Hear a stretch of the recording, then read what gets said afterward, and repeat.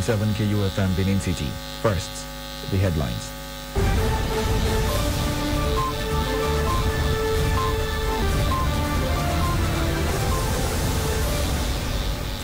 President Buhari nominates Loretta Onochie, 3 others as INEC commissioners.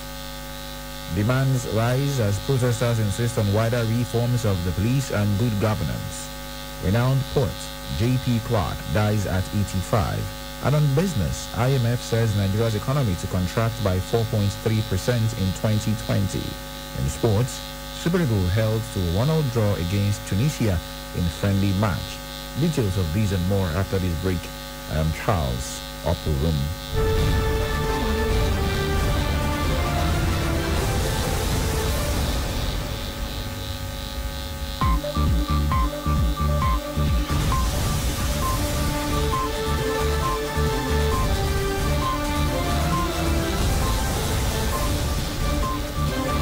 Now the news in detail.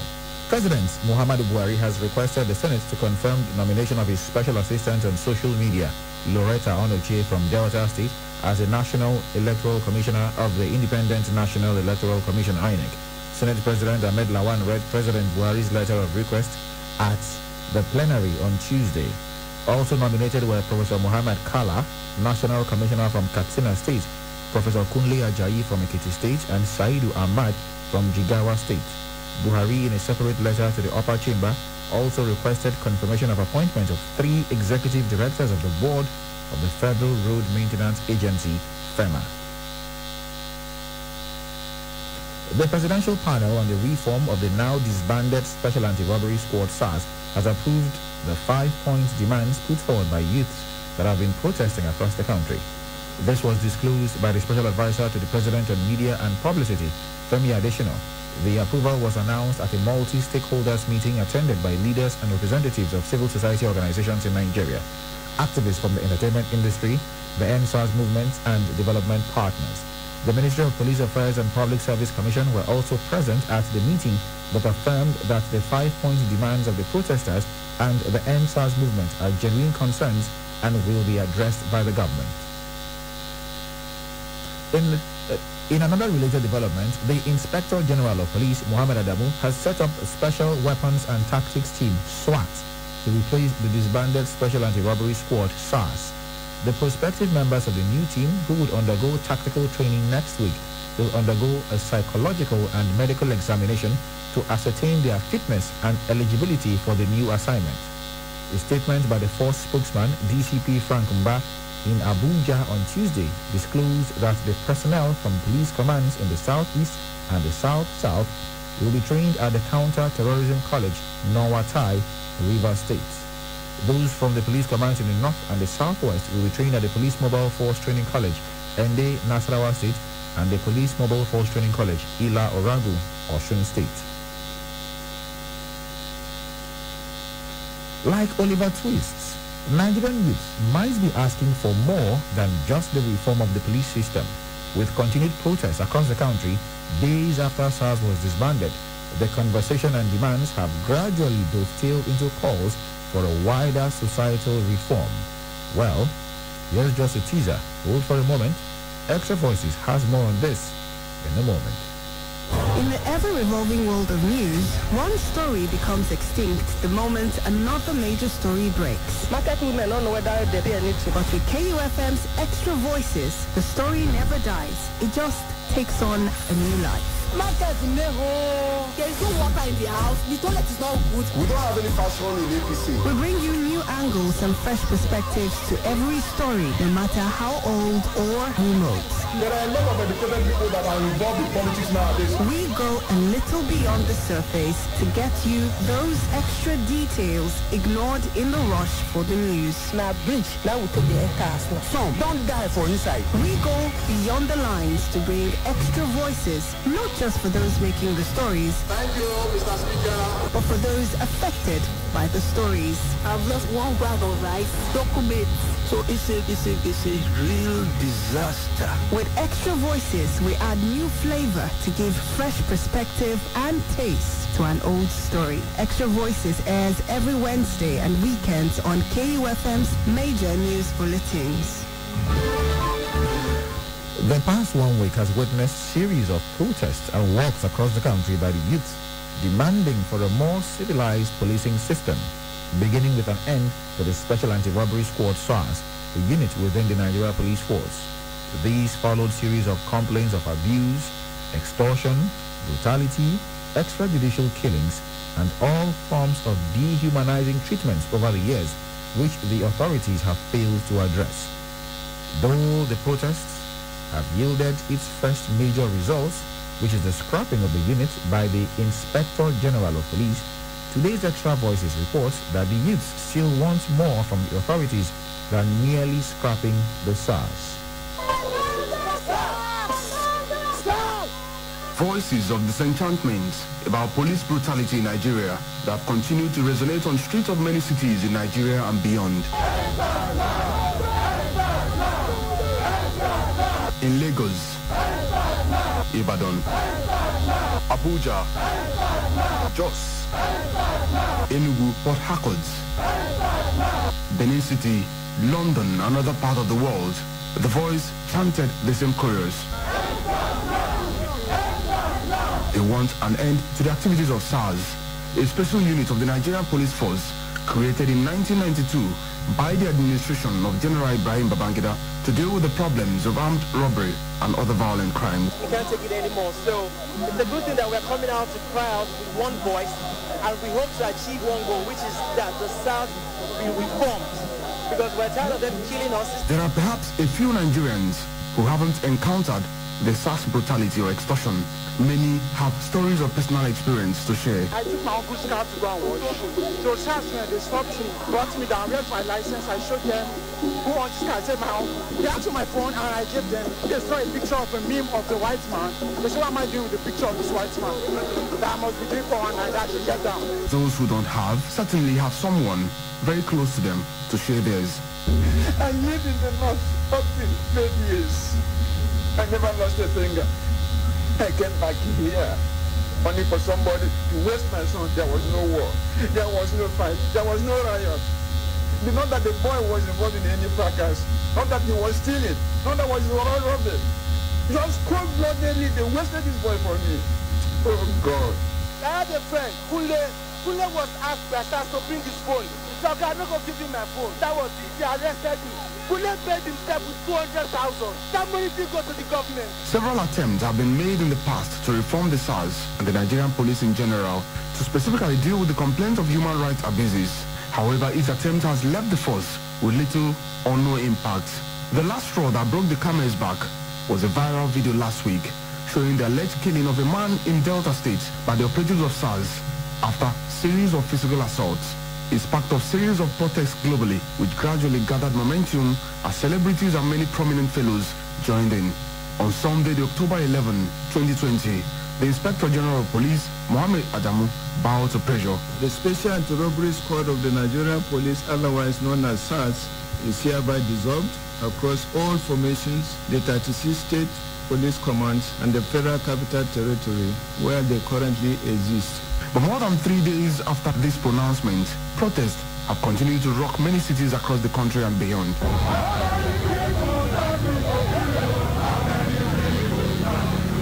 They said IGP's pronouncement was not backed by the law, throwing up fresh poses and new demands that may prolong the protest. The president should give an executive order. We have a constitution. The IGP cannot dissolve SARS. And they dispatch SARS on audio. We are done with people talking to you they don't do in this country. Future generation are in peril. And we have people in government we are supposed to trust with our lives. They don't do nothing. Something has to be done, and it has to be done now. We do not want them to go to another unit and rebrand them.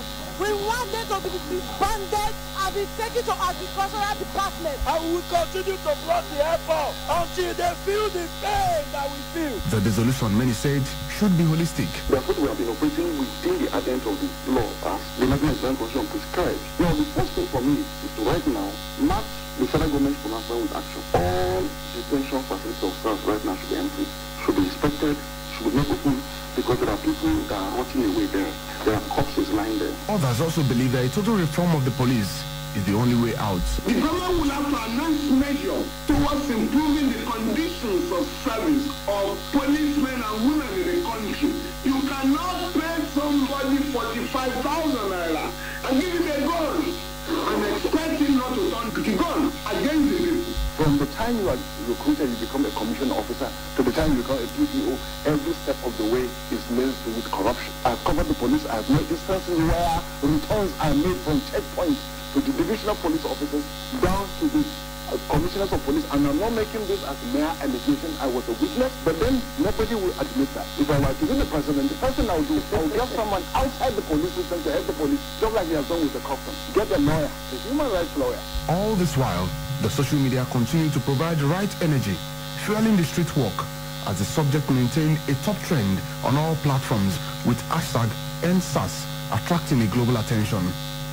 From #EndSARS, the hashtag moved to SARS must end now, hashtag SARS must go now, hashtag end bad governance in Nigeria, and many other similar hashtags, extending the conversation beyond the subject.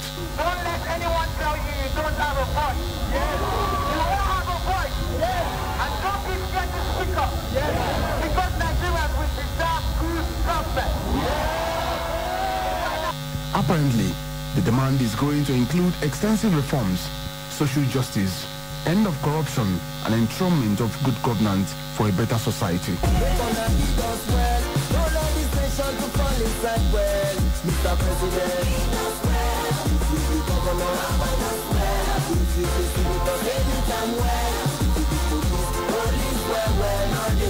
for KUFM's Extra Voices, Chinedu Ekeja. The governor of Ondo State, Rotimi Akeredolu, and his deputy, Lucky Ayedatiwa, have received certificates of return from the Independent National Electoral Commission. Akeredolu received a certificate from the Ondo State INEC's Resident Electoral Commissioner Rufus Akeju at the headquarters of the commission in Akure on Tuesday.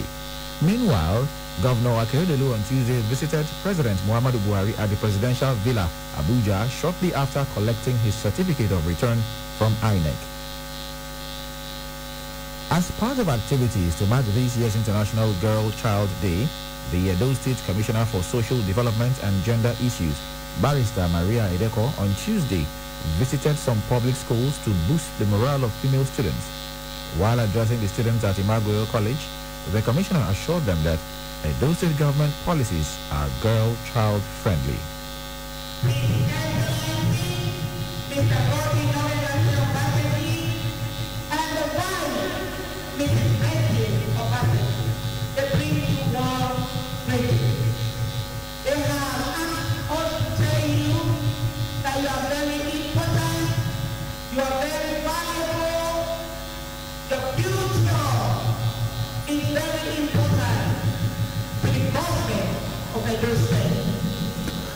She urged them to desire to become the best in their various future careers, female leaders, entrepreneurs, and change makers.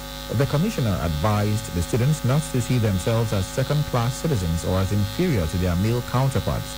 A permanent secretary in the Ministry of Social Development and Gender Issues, Pastor Dorcas Idene, advised the students to shun all forms of sharp practices that could cut short their bright future.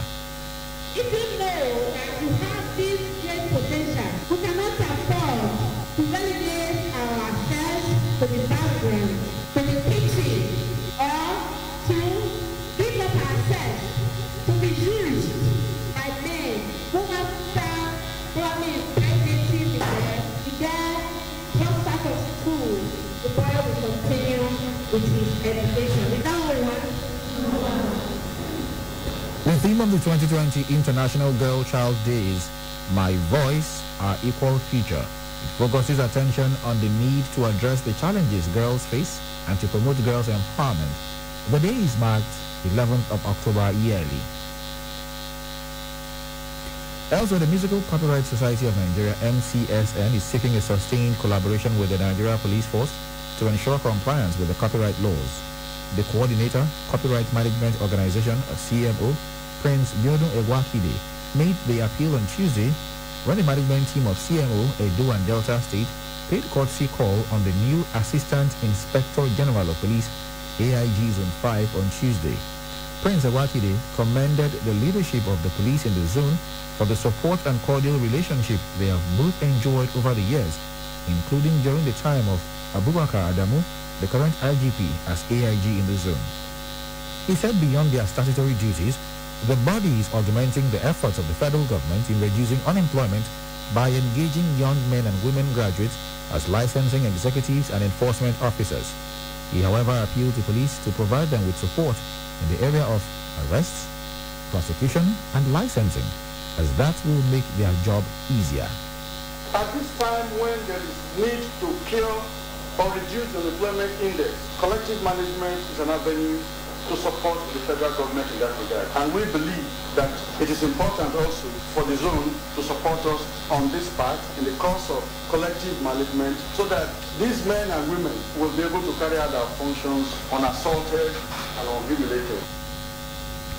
On his part, the new Assistant Inspector General of Police Zone 5, AIG Shola David, assured the group of maximum support and cooperation.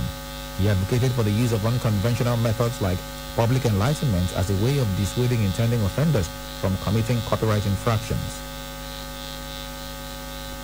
Renowned poet and emeritus professor of literature, John Pepper Clark, is dead.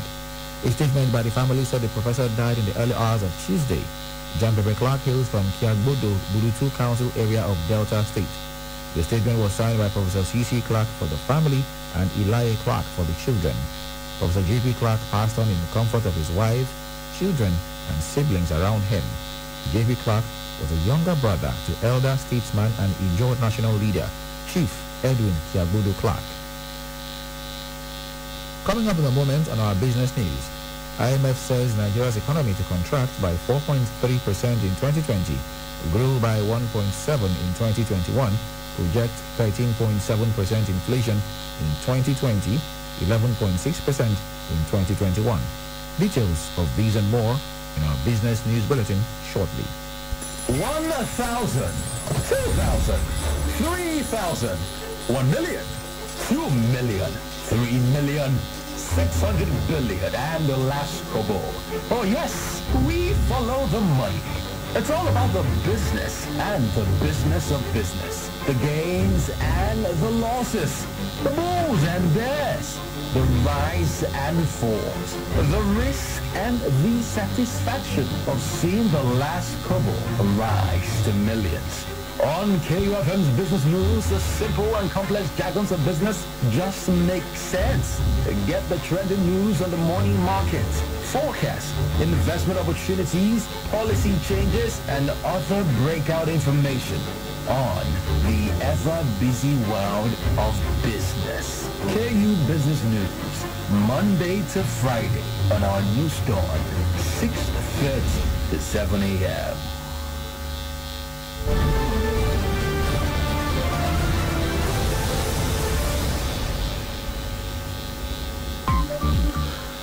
On business, the International Monetary Fund, IMF, says Nigeria's economy is expected to contract by 4.3% in 2020 and later recover with a growth rate of 1.7% in 2021. The IMF on Tuesday released its World Economic Outlook, which also projects 13.7% inflation rate for Nigeria in 2020 and 11.6% in 2021. Global growth is projected at minus 4.4% in 2020, a less severe contraction than forecast in the June 2020 World Economic Outlook update. The revision reflects better than anticipated second quarter GDP outturns, mostly in advanced economies, where activity began to improve sooner than expected after lockdowns were scaled back in May and June, as well as indicators of a stronger recovery in the third quarter. Global growth is projected at 5.2% in 2021, a little lower than in the June 2020 WEO update, reflecting the more moderate downturn projected for 2020 and consistent with expectations of persistent social distancing. Following the contraction in 2020 and recovery in 2021, the level of global GDP in 2021 is expected to be a modest 0.6% above that of 2019. The growth projections imply wide negative output gaps and elevated unemployment rates this year and in 2021 across both advanced and emerging market economies. The global economy is climbing out from the depths to which it had plummeted during the Great Lockdown in April. But with the COVID-19 pandemic continuing to spread, many countries have slowed reopening and some are reinstating partial lockdowns to protect susceptible populations. And that's it on business. Over now to sports, where Super Eagles were held to a 1-0 draw against Tunisia in a friendly match last night. More to come in our sports bulletin.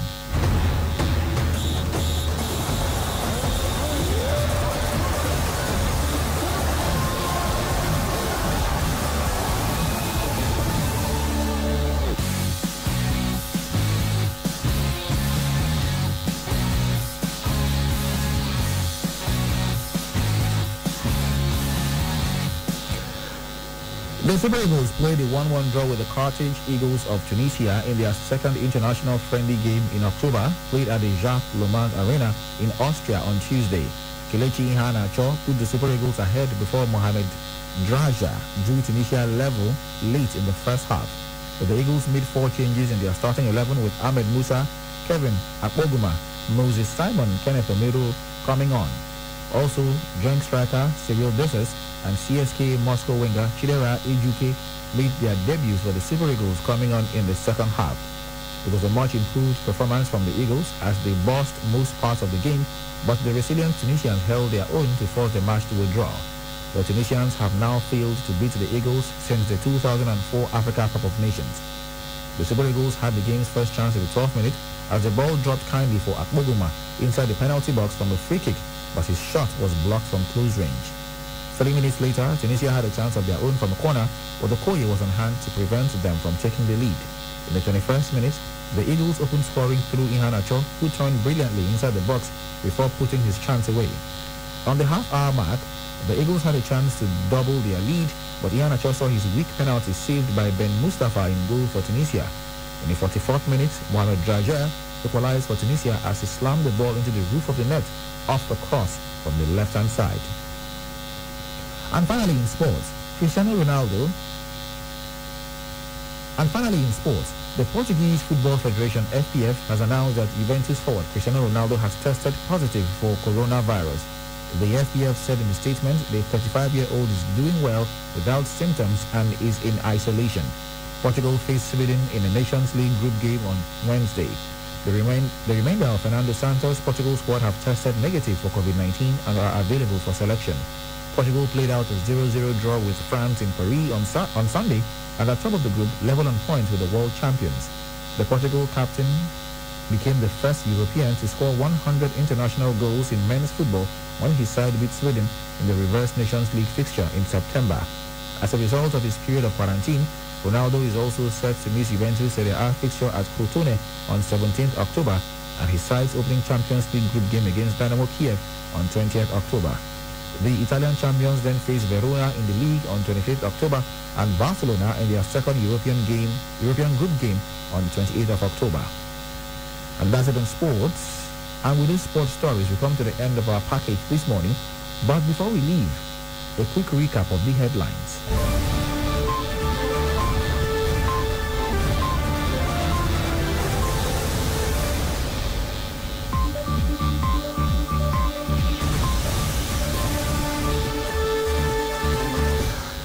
We brought you the following stories. President Buhari has nominated Loretta Onoche and 3 others as INEC commissioners. Demands have continued to rise as protesters insist on wider reforms of the police and good governance. And finally, renowned poet J.P. Clark dies at 85. Do remember that the continued unity of Nigeria is a collective responsibility. Be sure to play your part.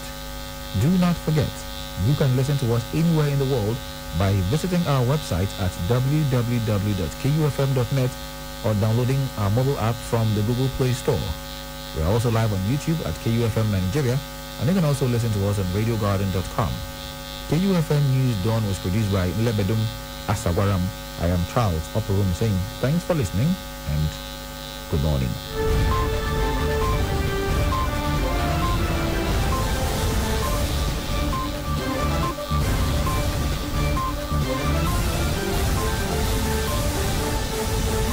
92.7 KUFM News. Concise, precise, balanced, unbiased. We are live from Benin City to the world. This is 92.7 KUFM News Dawn. Thank you.